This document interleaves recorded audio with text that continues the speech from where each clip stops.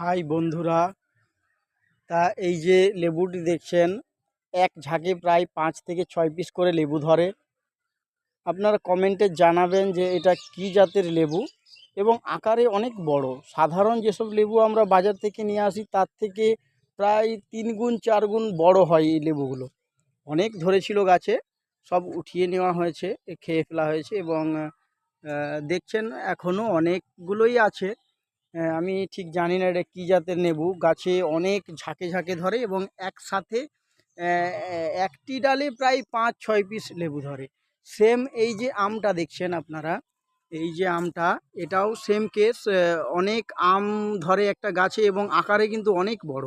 এটা আমটা খাওয়ার পর আটিটাকে পুঁতে দেওয়া হয়েছিল, এই গাছটা হয়েছে। ঠিক জানি না আমি এটা কী জাতের আম, ক্যামেরাতে কেমন দেখাচ্ছে বা মোবাইলে কেমন দেখাচ্ছে, কিন্তু আকারে বেশ বড়।